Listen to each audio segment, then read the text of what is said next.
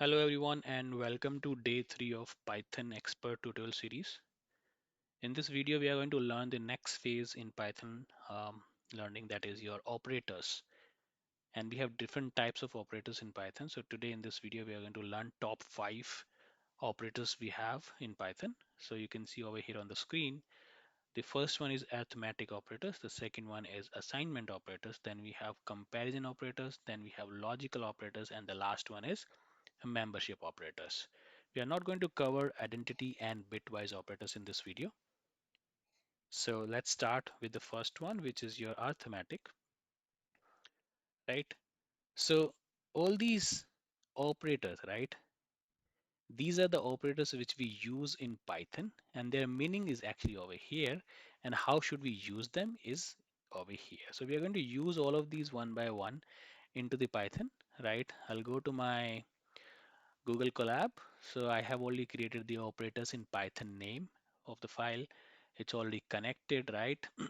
I'll just make it a little fit over here so that we can use these operators, right? So let's start. Let me call it A equals to 100 and then B equals to let's say 5. Okay. Then I'm going to run it so that my A and B are registered in the system in the Google Colab Python dashboard. Then I'm going to use plus button right over here, the first one. So I'm going to write a couple of lines over here. I'll say A plus B, show me this, then print A minus B, right? Then print A multiply B, right? Then print A divide B, then print A modulus B. So modulus is nothing but it's going to give you the remainder when you divide something. And then print A 2 times star B, right? Then your print A 2 times divide B, which is going to give you the first part before point, the first part of your coefficient. Okay, let me just run all of these and you will see the results. So A plus B is like 105, A minus B is 95, then A multiply B is 500, A divided by B is 20, then where we are. Okay, so remainder, right? A modulus B is 0 because the remainder is becomes 0 because this is going to divide it completely, right? Then A exponential power B, this is like 5 times your multiplication, basically 100 multiply 5 times by itself is this value. Then you have A floor division of B, that becomes your 20 because there's no pointer. You can change these values. For example, you can make it a 20 and you can make it 3, and then we can again rerun it, right? And then again rerun it. You'll see values are actually changing. A plus B is 23, then A minus B is 17, A multiplied B is 60, then A divided by B, it's complete division, right? It's going to be in points, right? Then A modulus B, that's your remainder there because that's remainder is 2. When you divide 20 by 3, it's like 6 times. So for example, 6 into 3 is 18. So remainder is 2 over here. Then your A exponential power B, that becomes your 8000, right? Then you floor is like 6. That means coefficient before point is your floor division, right? That's 6 over here. So clear here? So this is what we do in arithmetic operators. Now let's go to the next one. Next one is going to be a little easy, which is your assignment operators, right? So assignment is basically equal, right? It's not like it's like 5 equals to 6. No, it's not. It's basically assigning a value, right? So it's basically assigning a value to a variable. So let's say I'm going to call C here. C equals to 5, right? Now this assigns a value. So basically C becomes 5. Now that does not mean that C is always equals to 5. No, here I can go again and say 6C equals to actually 10. And if I run this time, so now C becomes 10. Because if typically c equals to 5, then when I'm actually going to run it for the second time, it should throw an error saying that, hey, just before that you just assigned or equate c equals to 5, and then you're saying c equals to 10, which is actually wrong, which is contradicting. But this is not equal. Let me be very clear here. This is not equal. This is assigning the value of 5 to c. Okay. Now let's do one small trick. Let's say we have c equals to, or let me just um, delete it, right? Add a couple of more lines here. Let's say we have c equals to 5. Right below that, I'm going to type c equals to c plus 5, right? So I hope you know that what is going to happen. So basically in the second line, it's going to output the value of 10, right? So this is being run. I'm going to print, right? Print c. So it should give me value of 10. You know why? Because here it's assigning the value of 5, but then we have another code which says you have to add the previous one. This is not equal to 5. Now there is a shortcut to this one, right? How can you do that? The shortcut. So basically you can copy this thing and go down, right? Paste here. And instead of this line, right?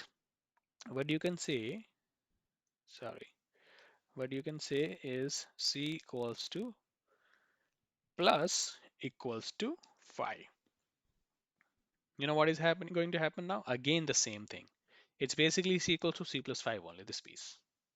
You can change it to, let's say, 50, right? C equals plus equals to 50. Now, if you print here, C, right, it's going to give you a value of, because this C is coming from here, that is 10.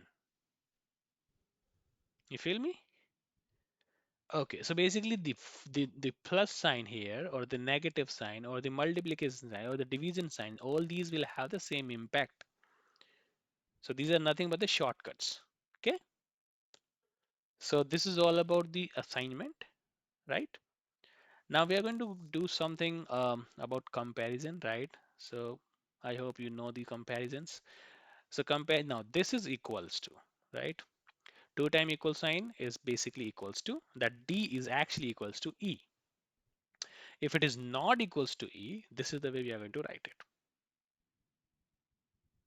Got it?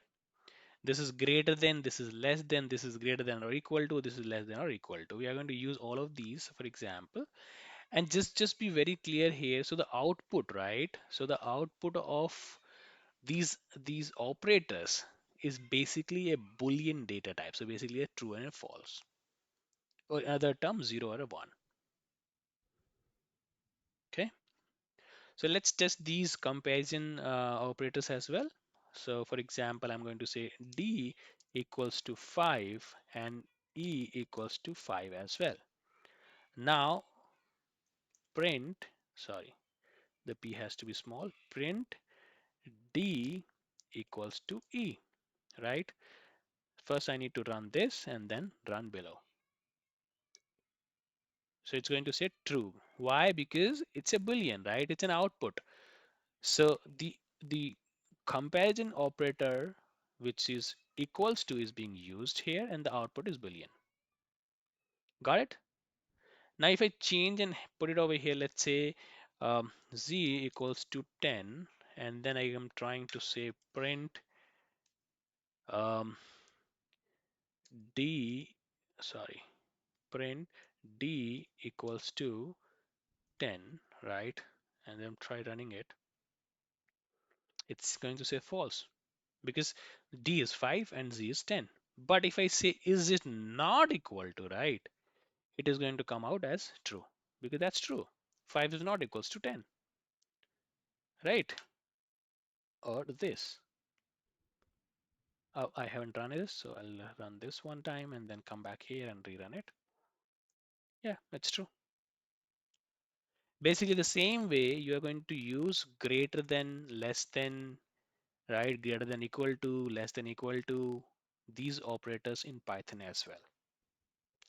I can show you one more. So print if D is greater than equal to Z. We all know the output should be false, right? And which is false. Got it? Okay, now let's move to the logical operators. So just want to spend some 5-10 minutes over here.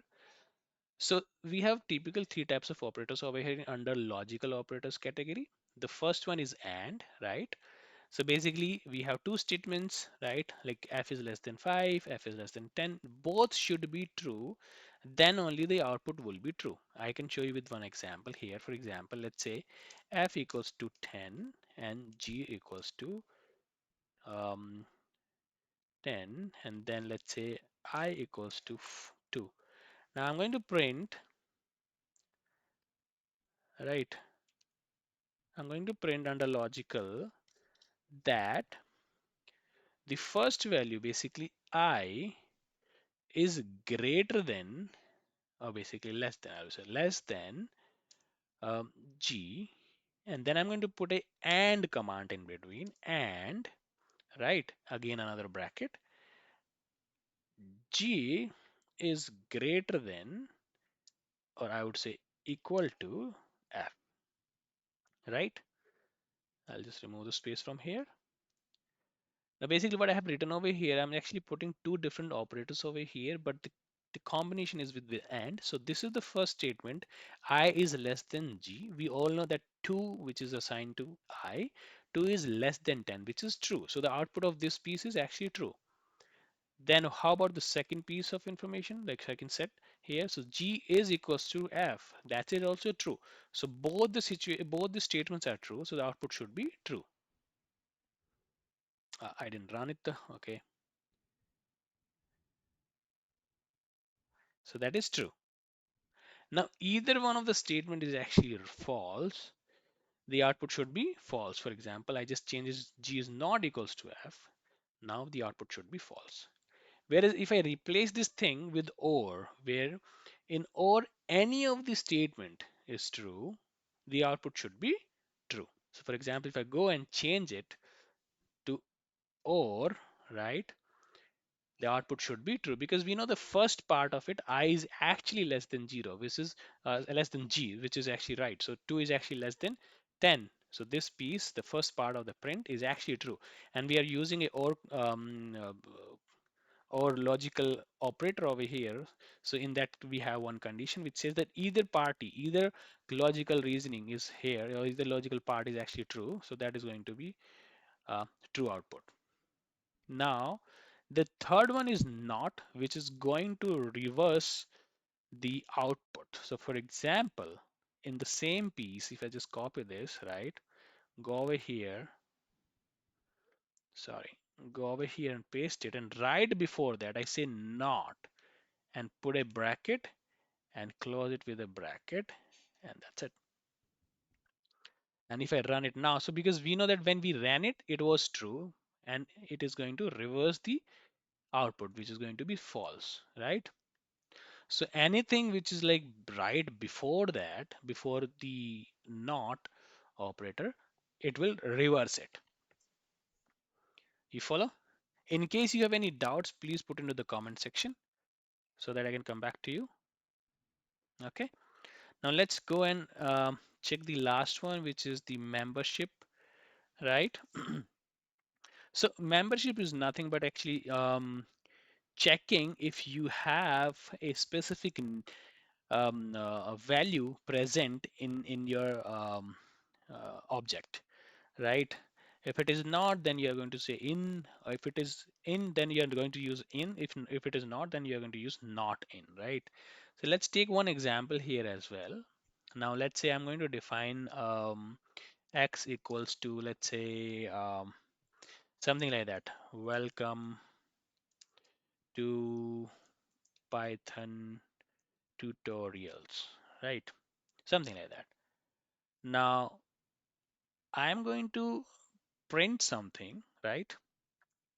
So let me just go over here. First, let me run it so that it's being registered.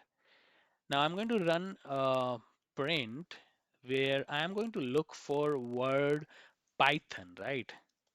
Python in X, right? I'm going to run this piece. So basically what I'm doing a membership operators test here.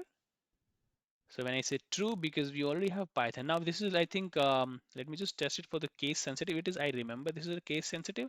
Let me just make it Python P small and then again try running it. It should, yeah, it's false. So basically this is a case sensitive as well. So, and if I say not in, right? Not in, this will become true. Because we know that Python with small p is not available in my X. Got it? I can show you one more example if you want. Maybe I can just type over here, print, let's say tutorial in X, right? It should give true because we have tutorial. And if I do the same thing with small t, right? Go copy, paste it over here with small t, it should give me false, right? But if I say not in, right? Not in X, oh, sorry, not in X, then it should say that is true because tutorial with this word small t is actually not available in this one. Cool. So I think this is it for this session. We are not covering identity and bitwise because they're less relevant as well. But if you want, if you need these to be covered as well in the next video, I can do that. Cool. So this is it for day 3. Thank you so much.